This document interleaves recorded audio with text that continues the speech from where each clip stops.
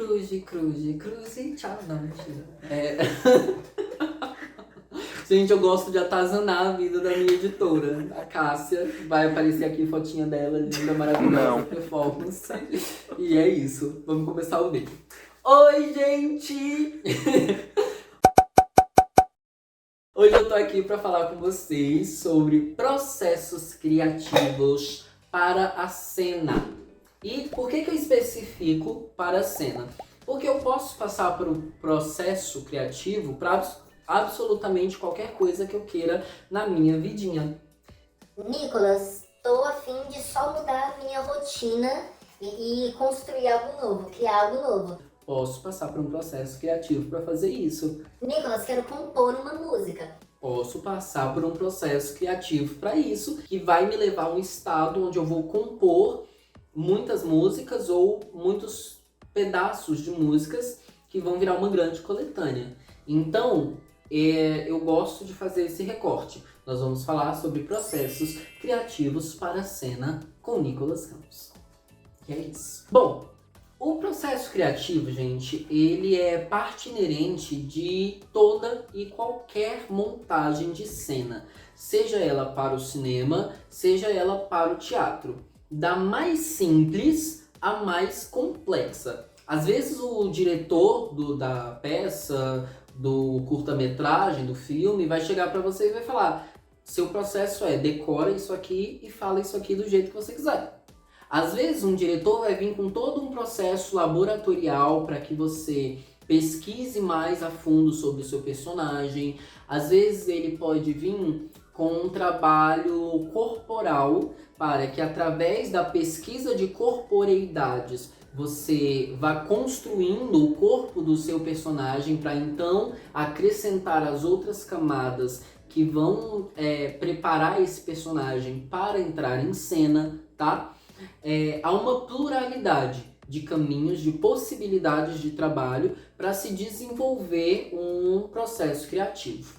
E aí, o que muda então de um para o outro? O que eu preciso pensar quando eu estou falando sobre processo criativo? Depende da história que eu quero contar.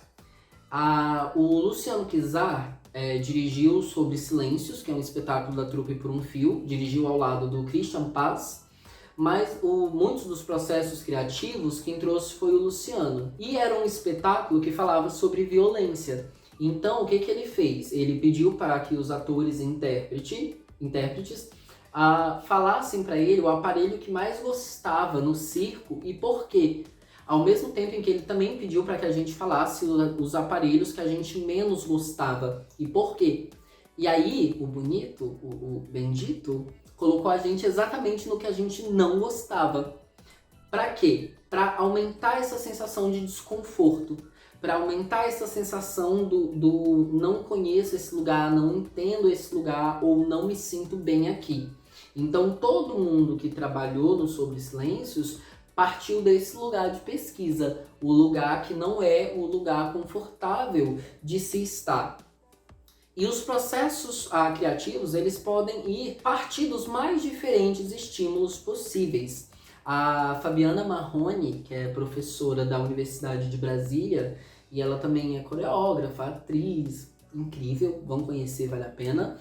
Ela gosta de passar alguns exercícios de pesquisa de processos criativos para exercícios cênicos através de quadros, pinturas. Ela traz vários quadros para a gente em sala de aula e trabalha as sensações que nós temos com esses quadros. O que esses quadros inspiram na gente? Às vezes ela fala um pouco sobre o autor, às vezes ela fala um pouco sobre as obras em si e vai deixando que tudo aquilo inspire quem está fazendo o exercício para entender como que nós, enquanto intérpretes, vamos fazer para trazer isso para a cena. Uma outra coisa que é muito importante sobre processos criativos é quando a pessoa que conduz o processo criativo tem ali uma malícia na hora de conduzir esse processo criativo.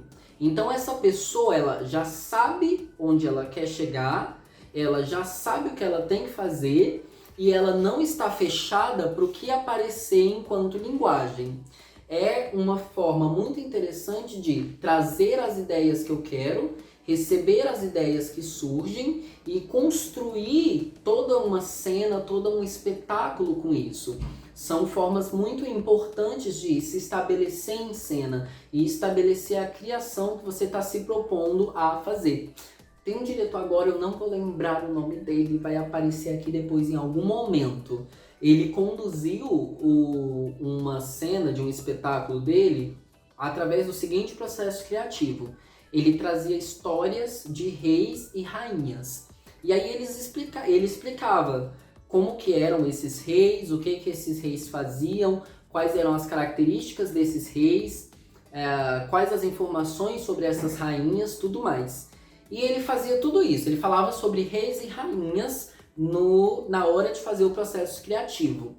Ao final do processo criativo, ou nas últimas semanas do processo criativo, ele revelava para o elenco que aqueles reis e aquelas rainhas eram metáforas para se falar dos planetas. Então, Terra, Júpiter, Saturno, Vênus, todos esses planetas e as características astrológicas, né, associadas a eles estiveram o tempo todo representadas como personagens, como reis e rainhas com determinadas características.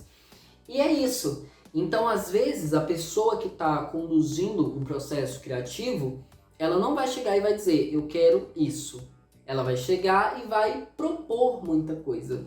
E é muito interessante quando a gente, enquanto pessoa que está propondo um processo criativo, pede também para que quem está participando proponha e deixa essas informações chegarem.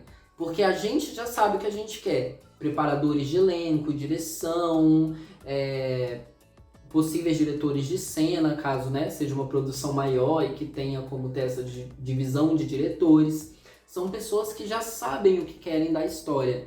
Então, o processo criativo ele vai servir por excelência para imergir o elenco, para imergir esses intérpretes na atmosfera que eu quero. Então, se eu quero falar sobre natureza, eu posso ir desde os processos criativos mais óbvios, como levar a pessoa para o meio do mato, desenvolver imersões em lugares como sítios e chácaras, como eu também posso usar paralelos a isso. Eu posso criar linguagens que façam com que essas pessoas se conectem com aspectos da natureza ou, pelo contrário, se desconectem totalmente de aspectos da natureza, para que quando elas sejam jogadas no ambiente natureza, elas tenham aquele estranhamento instantâneo, de tipo, opa, fiz o processo todo, extremamente urbano, extremamente selva de pedra, extremamente tecnológico, para na hora da gravação o bicho me levar para uma chácara em Ubatuba. Sim, pode acontecer. Depende muito do que a direção vai querer e do que o espetáculo vai pedir. A linguagem pela qual eu me proponho a usar em cena também vai falar muito sobre processo criativo. Às vezes, o processo criativo que eu uso para levar para o palco um espetáculo de teatro de sombras, por mais que eu tente aproximar a linguagem do teatro físico, ela não vai acontecer da mesma forma. Porque o teatro de sombras, ele vai me exigir peculiaridades quando eu estou em cena. Então ele vai me exigir obrigatoriamente a pouca luz, ele vai me exigir obrigatoriamente o desenho de silhuetas, seja minha através de um pano ou só da silhueta já pronta, recortada em papel. Então eu tenho essa infinidade de possibilidades quando o assunto é processo criativo. Então, a grosso modo, para que serve um processo criativo? Para imergir elenco, trazendo o personagem no ambiente da cena que eu quero, tá? Essa vai ser a grande função do processo criativo. Vai ser mergulhar essa galera naquilo que eu desejo fazer com elas, naquilo que eu desejo mostrar no meu palco. E os caminhos para isso serão os mais diferentes possíveis. É isso, um pouquinho do que eu vou falar para vocês hoje sobre processos criativos.